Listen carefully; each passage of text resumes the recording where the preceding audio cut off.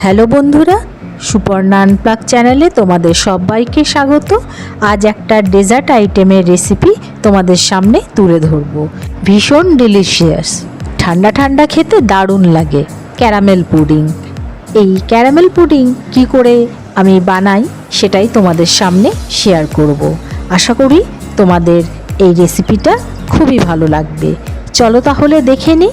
আমি এই caramel pudding বানানোর জন্য 500 ml ফুল ক্রিম দুধ নিয়ে নিয়েছি এবং দুধটাকে জাল দিয়ে আমাকে করতে হবে 300 ml, মানে একটু দুধটাকে কমিয়ে নিতে হবে যাতে দুধটা আর একটু ঘন হয়ে যায়।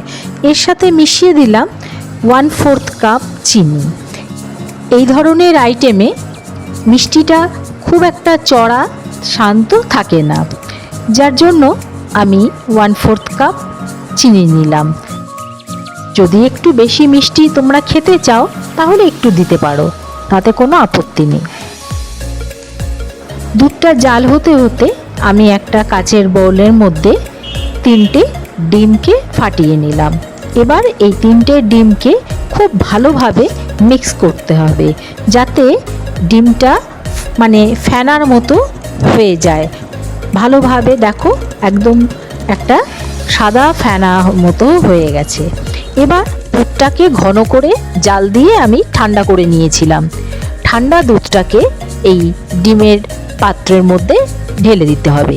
এবার ডিম আর দুধ খুব সুন্দর করে মিক্স করে নিতে হবে। আমার চ্যানেলের নতুন ভিউয়ার্সদের বলবো, যদি ভালো লাগে চ্যানেলটাকে অবশ্যই সাবস্ক্রাইব করে দিও। ডিমের গন্ধটা যাতে না বেরিয়ে আসে মিশিয়ে দিলাম ভ্যানিলা এসেন্স, বা যদি অন্য কোনো এসেন্স তোমরা ইউজ করো সেটাও করতে পারো, আর যদি কিছুই না থাকে তাহলে এলাচের গুঁড়ো দিতে পারো। এবার ক্যারামেলটা বানানোর জন্য একটা এই ধরনের অ্যালুমিনিয়ামের একটা বা স্টিলের কোনো বাটির মধ্যে নিয়ে নিলাম সেই 1/4 কাপ চিনি। চিনিটাকে একটু সিম করে গ্যাসে ধরলেই একদমই গলে যাবে, তবে কালারটা যখন একটু লাইট কালার থাকবে তখনই গ্যাসটাকে অফ করে দিতে হবে, না হলে অ্যাকচুয়াল ক্যারামেলের কালারটা আসা অবধি অপেক্ষা করলে তারপর গ্যাস বন্ধ করলে ততক্ষণে বাটির হিটে ও ক্যারামেলটা পুড়ে যাবে। আমার ক্যারামেল রেডি হয়ে গেছে। দেখো, ক্যারামেলটা ঠান্ডা হয়ে যাওয়ার পর এই যে হাত লাগাচ্ছি, হাতে আর কিছু লাগছে না, তার মানে ক্যারামেল রেডি হয়ে গেছে।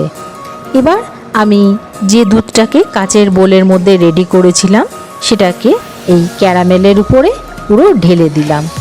আর পাশে একটা বড় ডেচকি, যার মধ্যে বাটিটা আমি ঢোকাতে পারবো, তার মধ্যে জল দিয়ে একটু জল গরম করলাম। এই পুডিংটাকে 25 মিনিটের জন্য স্টিমে বসাতে হবে। পুডিংয়ের জন্য যদি কোনো ঢাকনাওয়ালা টিফিন বক্স থাকে তাহলে তো খুবই ভালো। আমি যেহেতু এই বাটিটায় করছি সেই জন্য এর ঢাকনা নেই। আমি ভেতরে এই ডেচকির ভেতরে একটা স্ট্যান্ড বসিয়ে আমি বাটিটাকে বসিয়ে দিলাম, উপরে একটা স্টিলের প্লেট দিয়ে ঢেকে দিলাম, আর ডেচকিটাকে ওর ডেচকির যে ঢাকনা দিয়ে ঢেকে রাখলাম। 25 মিনিট বাদে দেখো আমার পুডিংটা তৈরি হয়ে গেছে। আমি স্টিক দিয়ে 2-3 জায়গা চেক করে দেখলাম কাঠিটার গায়ে কিছু লেগে নেই, তার মানে আমার পুডিং রেডি। গ্যাস অফ করে দিয়ে খানিকক্ষণ ঠান্ডা করে নিলাম। একদম যখন ঠান্ডা হয়ে গেল ফ্রিজে 2-3 ঘন্টার জন্য রেখে দিলাম। দেখো একদম শক্ত হয়ে গেছে।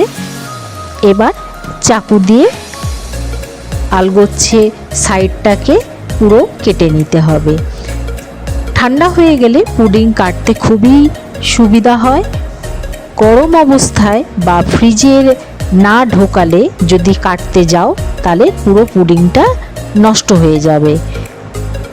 তার জন্য বলছি, এটা বানানোর পর ফ্রিজে অন্তত মিনিমাম 2-3 ঘন্টা রাখতেই হয়। দেখো, প্লেটের উপর যেই মাত্র উল্টে দিলাম কি সুন্দর পুডিংটা বেরিয়ে আসলো।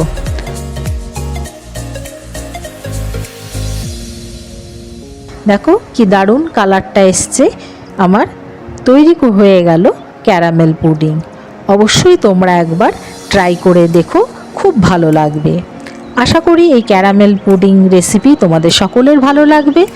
তোমরা ভালো লাগলে কমেন্ট করো এবং একটা অন্তত লাইক দিও। তোমাদের কমেন্ট আমাকে আগামী ভিডিও তৈরি করতে উদ্বুদ্ধ করে। আজ তাহলে এখানেই শেষ করছি। See you again.